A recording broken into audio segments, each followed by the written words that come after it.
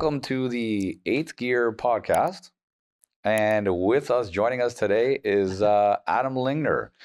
He's a very good friend. Known Adam for many, many years. Played in the NFL. There he is. I see him. Played Adam, we see you. Awesome. All right. Played Amazing.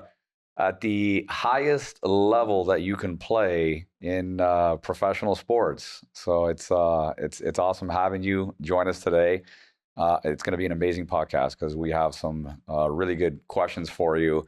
And I think based on your experience, you're going to be able to really help the audience that's listening to this apply some of the lessons that you learned throughout your career as an NFL player, and then transitioning into let's say everyday life after playing at the highest level. So again, Adam Lingner, thank you for joining us.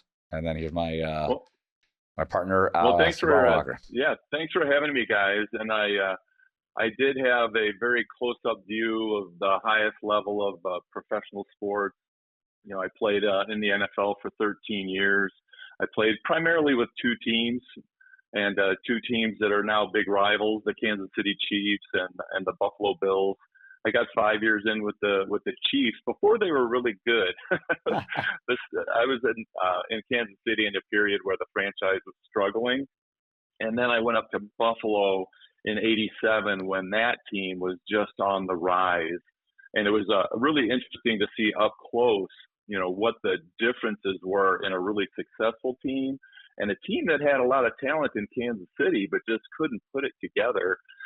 So there were some big life lessons in there, seeing those two different dynamics, and because both teams had a lot of talent, but one team just stood out from the other. What would you say was the sort of biggest difference, on the surface level? Well, what turned out, as I look back on it and think about the difference between the Buffalo experience and the Kansas City experience, there were a couple of things. One was, I remember after the first home game, we went to Ilio DiPaolo, his house. And who Ilio DiPaolo he was a former pro wrestler back in the early days of pro wrestling. He owned an Italian restaurant not far from the stadium.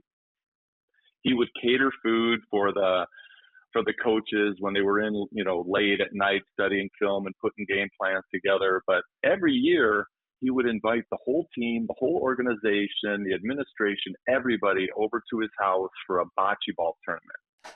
And Marcy and I, we had just gotten to Buffalo. We're trying to settle in. We go to this event, and we left there, and we said, "Honey, this is different. This is a family." Just to position this for everybody, which is interesting. So now you just arrived to Buffalo, left 5 years in Kansas City, which was a failing organization, arrived to Buffalo, and a party at an ex-wrestler's house, the Italian party, this stood out as one of the biggest indicators of change. We very immediately saw that this is different. Kansas City had a lot of talented players, but there wasn't that cohesion, and so it was really interesting to see the difference. So that was one big one. That was more of a feeling of family right off the bat, and having events like that helps bring everybody together. You meet the families right away, so you're just feeling way more connected, to the team in a deeper way than we experienced in Kansas City. In fact, I got cut from Kansas City after playing, 5 years there. And I didn't have one player. I had players I had played with, obviously, that whole time that I thought I was pretty close to. I didn't have one player call and say, "Hey, Adam, how you doing? Does it look like anybody is interested in picking you up off waivers? What's going on?" Not one. Not one. Wow. So then at that point, you kind of realize, ooh, I thought these were friends, but these are really just kind of coworkers. And so it was eye-opening, but then having that really positive experience in Buffalo where you just had this family feel. So that was real important. And then what really kept that alive too is that Jim Kelly, after games, would open up his home and invite everybody over. And I remember when he first started doing that, there were, a couple times where I'd be like, "Oh, Jim, I got all these people in from out of town. I don't think I'll be able to make it." He's like, "Are you kidding? Bring them over." So then we got to meet extended family, and that just even, brought us even closer together. So, I was thinking about this just the other day, is just how I know in the military, they kind of ingrain this into you that you're doing it, you're putting your life on the line.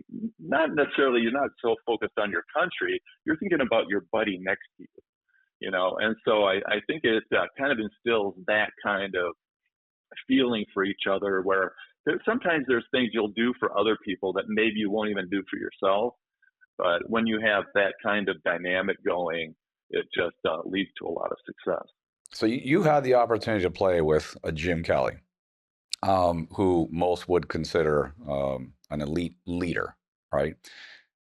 In the two organizations, how do they differ as far as what you learned in leadership qualities, or how they mentally prepared for the high pressured games? Because it's two different organizations, but obviously in both organizations, you're prepping for high pressure games. There's leadership, there's coaching. So like, how did the two different? Right. What did you learn?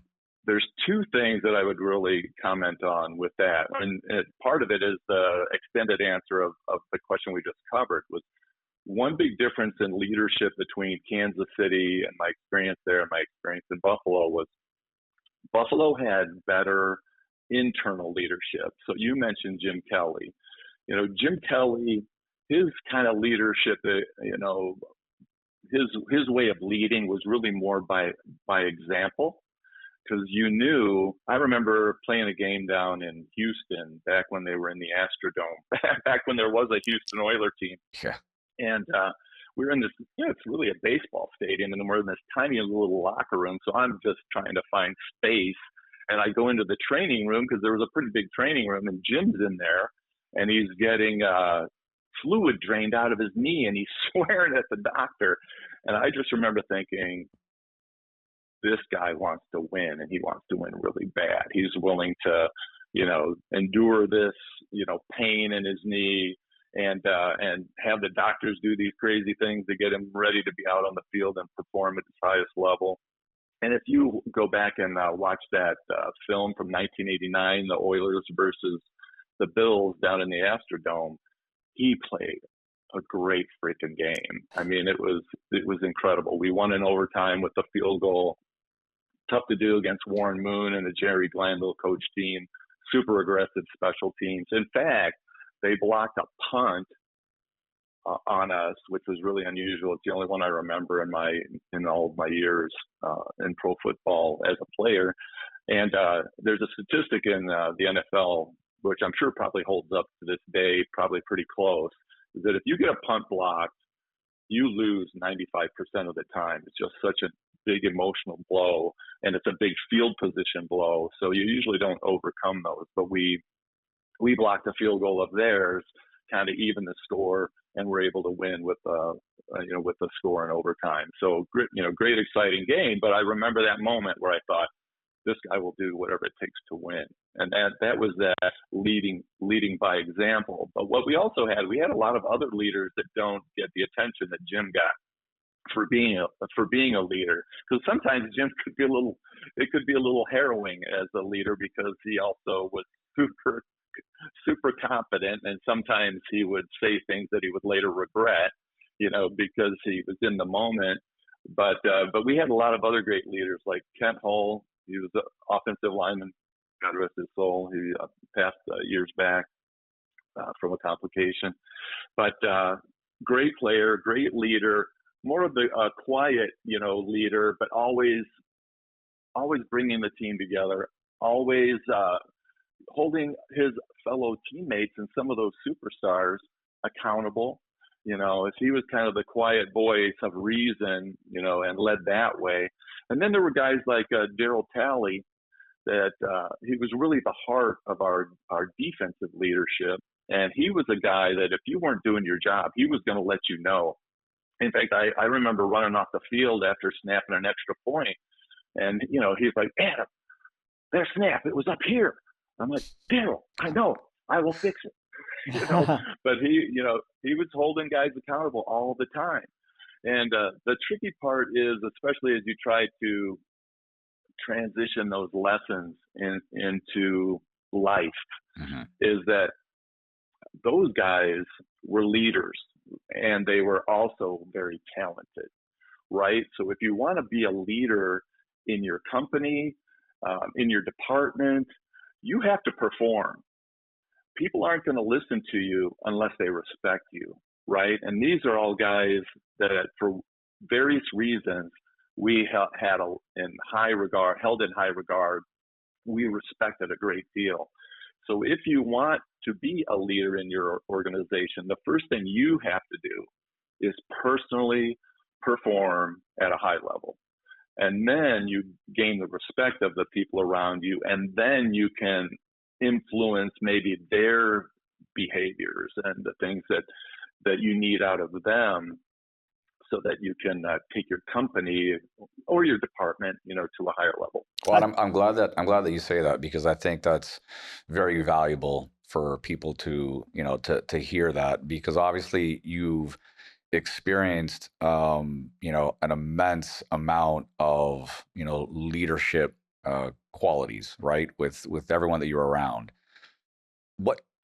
If you had to define one moment throughout your career that you've taken with you beyond football, what would that be? Well, I think a big part of it we kind of covered a little bit, which is getting to know your people, the people in your department, the people in your company, showing your people that you care about them at a personal level, that it's not just, hey, I need this out of you. It's like, no, I want to get the most out of you, but I know you also want to succeed, so I want to help you succeed. But it's really showing that personal care about them as a person, and then also covering those things career-wise that most people want to do well, want to succeed. Sometimes it's a little challenging in a grocery store environment because some of your employees, they're not there long term, so they may be college students and this is just a job to put some money in their pocket, help pay some bills, have some spending money before they go on to the next thing. So those things you have to, with those people, you have to get to know them so you can find what motivates them, and understanding that every person has different motivations. And that's one thing Coach Levy was really good at, which was taking a diverse group of people, some with some really big egos, and getting the most out of them by getting them on the same page, helping them recognize where their goals were in alignment. And you can do that, with your people too. Get to know them, find the common ground, find the common goals, and I also know too that, I sent out a message to my team yesterday because we had a $50,000 plus week last week when weather was in the 20s. We didn't have a lot of traffic, but we outperformed every vitamin department in our district by about $10,000, so about 25%. Wow. And that basically is just because first I have good people, and I have a good communication strategy, and they know what's expected of them. They know what we need to do. They know we want to have a high touch interaction with people that walk into our department, and not that we're pushy salespeople, because I'm not a salesperson, but the more people we help, the more sales we generate. So by helping them, we're helping us reach our goals. I gotta say, that's such a good point, because I work with companies all across the country, hundreds of businesses where we're working as the marketing department, as sort of an outsourced CMO. situation. And it's got to be a high touch. It's got to be, how are we helping the person at the end of the line to get what they need? If we're helping the company we're trying to support, it's not about the profit. It's not about the money. It's about the result at the very end of the line of the help that's being offered and given, whether it's medical or it's a pet, whatever it is. And if that's at a high level and there's high touch and high human interaction, the profitability, the money, that all happens as a result, but that's not the purpose. And I think that's such a very good point you made. And I just got to say, it's crazy that you were on Kansas City and Buffalo. Like those are like got to be the two most. I just can't get over that. Like you were on the teams that were like the two most competitive teams in the league right now. Like they utterly like are that's the biggest. That's a bigger game almost than the Super Bowl. Yeah, I mean it's really an interesting dynamic now, and I'm seeing correlations a little bit between the Buffalo Bills now and us, although our hurdle was winning a Super Bowl because we were winning AFC championship games, bam, bam, bam, but we would get to the Super Bowl. And I think that the challenge is that you have to rise to the moment, but how you rise to the moment isn't by identifying how huge the moment is. It's by relaxing, doing what you've always done, and find a way to take the this big load that you put on your shoulders, take it off and relax and play the game. I think that's really what Coach Levy was trying to communicate when he said, where would you rather be than right here, right now? He's saying, you've worked for this. This is where you wanted to be. Relax, enjoy this. This is the reward. This is reward for all those hard off seasons, for all those training camps, for all that work throughout the season. And, so that, I think sometimes, we forget that that's really the ultimate message from Coach Levy is you've earned it, enjoy it, have fun. And because when, if you ever watch the Olympics and you watch the sprinters, they can't be tense or they're not going to be smooth and they're not going to be fast. And in the NFL game, you have to be relaxed or you're not going to perform, at that high level. And so I'm just worried that Josh is going to put more and more pressure on himself. So, on these big AFC championship games, and he's going to have to just really work with his sports psychologist and figure out a way to relax in those moments and not put extra pressure on himself. But how do you, Adam? I mean, you bring up a really good point, and I think it's applicable to everyone in everyday life. I know myself being 28 years in business and real estate investing and educating people on personal development. I've seen it. You've experienced it. Cebron's seen it and experienced it. People have their highs and lows. In your case, it's televised, right?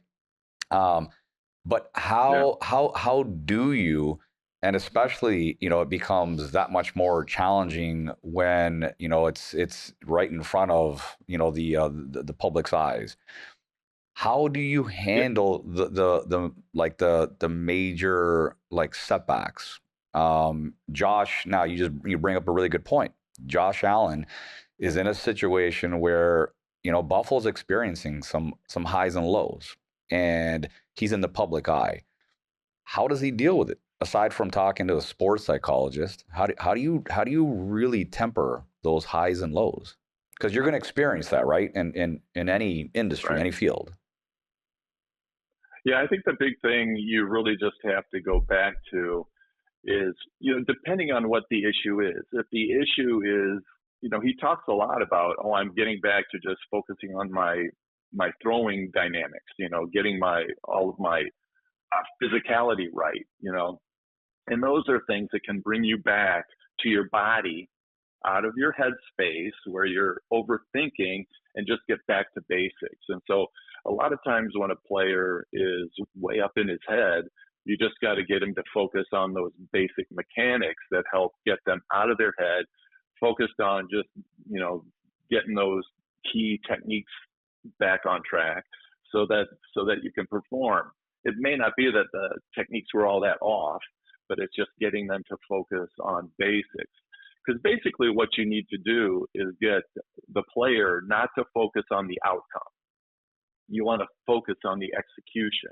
The execution is what gets the outcome. But if you focus on the outcome, you're thinking, oh, I want to make this great play.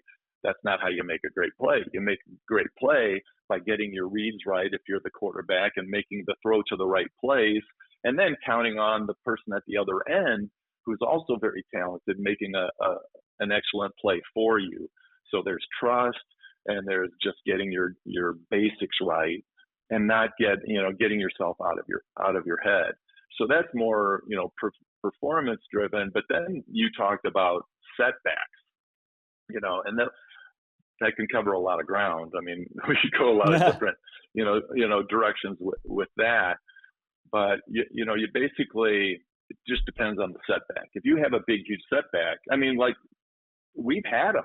Josh has had them. Josh walked off the field in Kansas City a few years ago and had his team in the lead with 13 seconds left. Yeah. And lost. That's a setback. But you also, as an athlete, I know one of the things that actually Super Bowl 25, I can share a story with you. Super Bowl 25, we're down by 2 points, and we have the ball at the end of the game.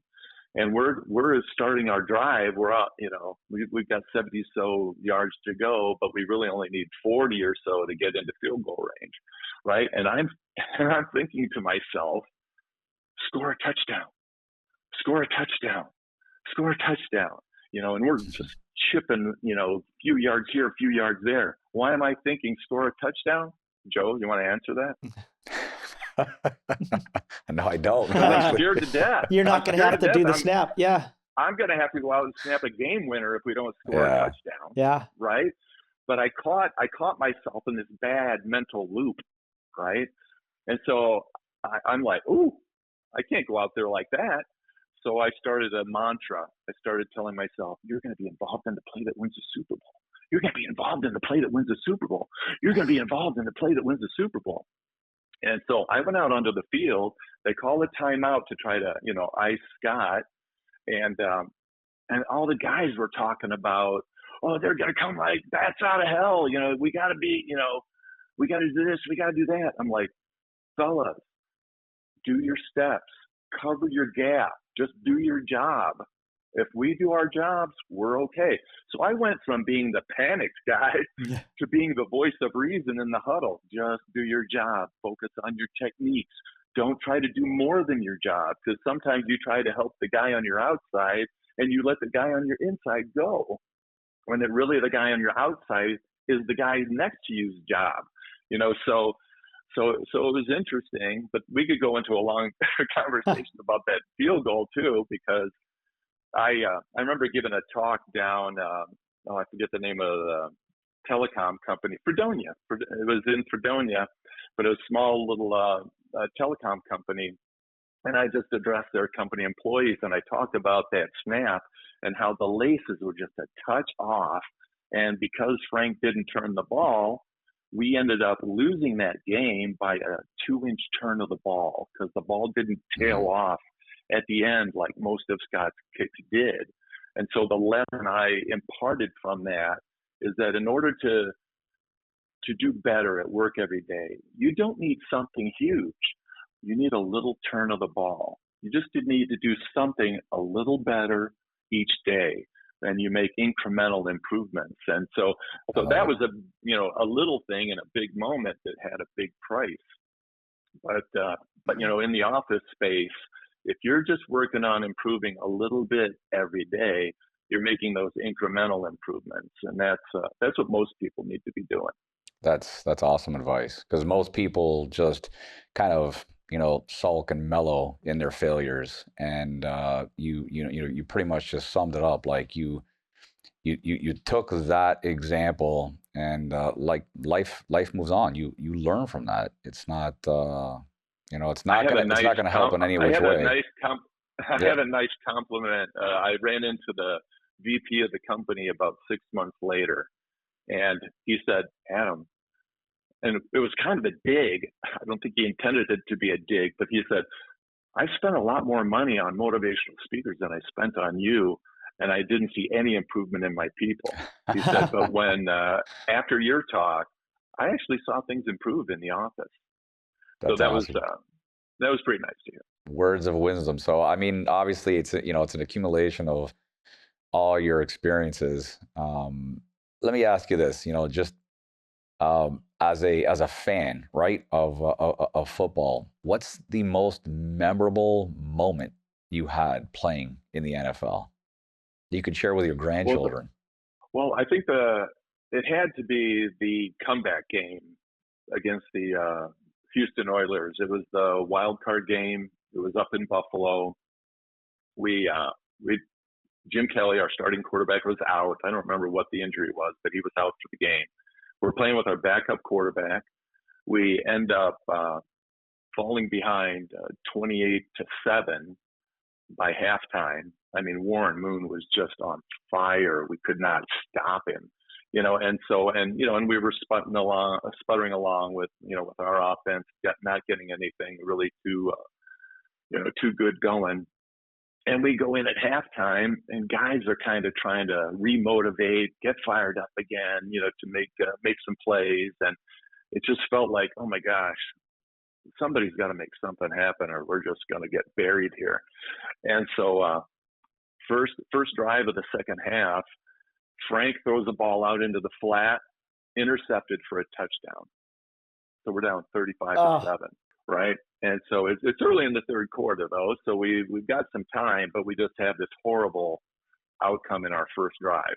We end up, next time we get the ball back, we finally score. Can't remember if it's a field goal or a touchdown, but anyway, we get a chance to kick off, and we do a dribble onside kick, and Mark Pike, God rest his soul, he drills the guy that has the best chance at the ball, and Steve Christie, Joe, you'll love this, a Canadian. Yeah, he scoops the ball up, and I it felt like a spiritual experience.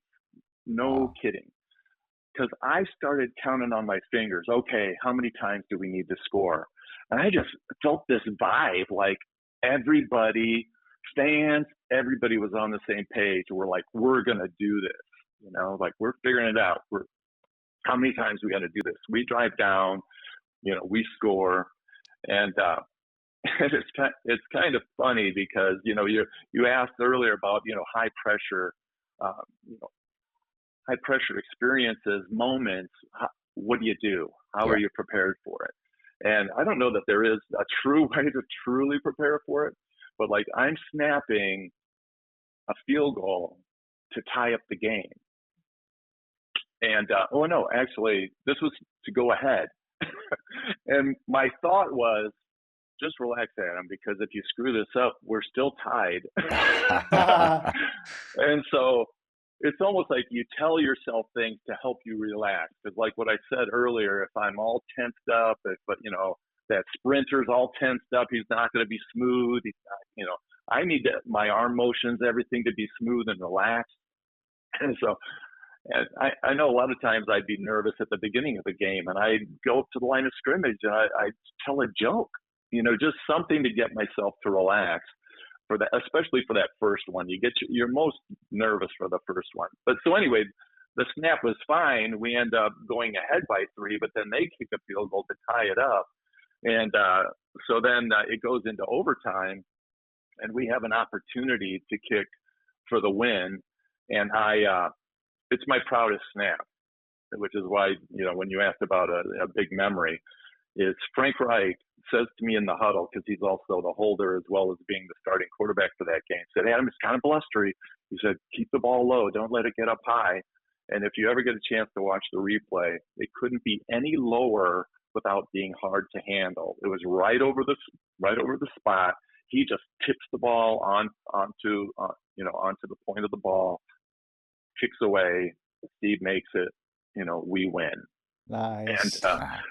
And so I remember talking to my brothers about it, and I'm like, yeah, I guess I guess I had big cojones back then, because if I would have screwed that up, it would have been the worst moment of my career. Instead, I just threw a little lower than what I normally would snap, just to make sure it was down away from the wind. And I was thinking, man, I had big cojones that day, because bad weather, huge game, huge potential, outcome, positive or negative, and I went for it and executed it, and it was a proud moment. That's awesome. I have one last question.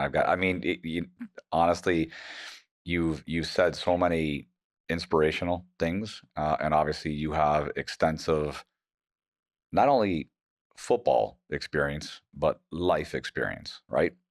And a lot of people go through life, and again, as an NFL player, it's more amplified. It's it's the public gets to see it on TV.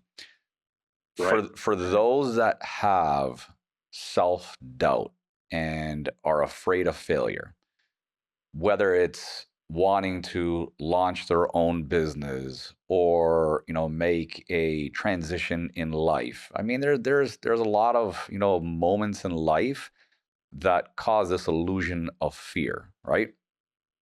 What would you say to someone that is is ultimately experiencing the doubt and is afraid of the failure? I think what I would say is, because a couple of the things that I don't have a lot of regrets in life, but there were a couple of places where I made mistakes.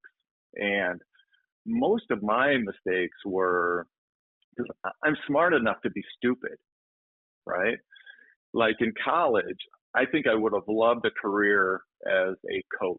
I love working a coach and an educator, like a high school coach and teaching. And those were the people I respected the most when I was young, and they're the people that were the most influential to me. And I think I would have been very effective at it. But I could see you being a good I took coach, an by the way. education. What's that? I can see you being a good coach, by the way. Oh, Yeah.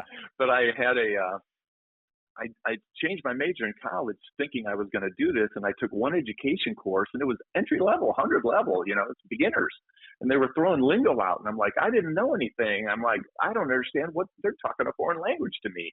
I thought this was introductory level, and so I changed my major again because I freaked out. And what I should have done is gone and asked for help.